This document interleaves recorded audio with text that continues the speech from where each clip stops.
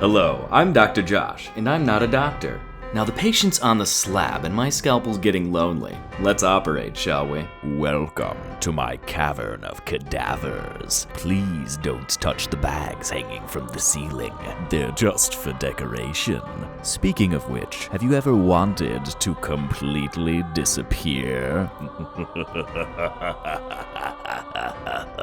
It's green screens. We're talking about green screens. Okay. So, you want to replace a background. There's a trick to getting your green screen setup working well for you. First off, if you can, always use a green screen over a blue screen. There are technical reasons involving camera sensors that I won't go into. Just understand it's going to be an easier time for you in the long run. The only time to use a blue screen is when you're shooting someone with really light hair, which tends to soak up green, or when shooting a green element or green article of clothing. Now first, let's talk about your camera. Since anything soft or blurry is going to be really hard to key, you want to shoot at a high shutter speed to cut back on the amount of motion blur captured. You can always add motion blur or defocus back in the final comp if you need to. When setting up the screen, the first thing you have to make sure is that the screen is as flat as possible. You don't want to straight up iron a green screen as it's a very easy fabric to burn, so you'll want to steam it or iron it with several layers of other fabric between the iron and the green screen. Once you've got it hanging somewhat flat, you'll want to light it as flatly as possible. Shadows are your enemies. You'll have your subject lit with different lights, and you'll want to keep your subject as far away from the screen as possible to keep any green light splash off the subject. The closer the subject is to the screen, the harder it will be to remove them from it later. You'll also want to know exactly what you want the final composite to look like before you shoot anything, so you can light your subject to match the background you're going to put them in. Now, I'm using the Keylight node in Nuke to extract the grain from this footage, a Roto node to remove surrounding parts of the screen I want to lose, and some various grade-related nodes to better integrate the subject into their new environment.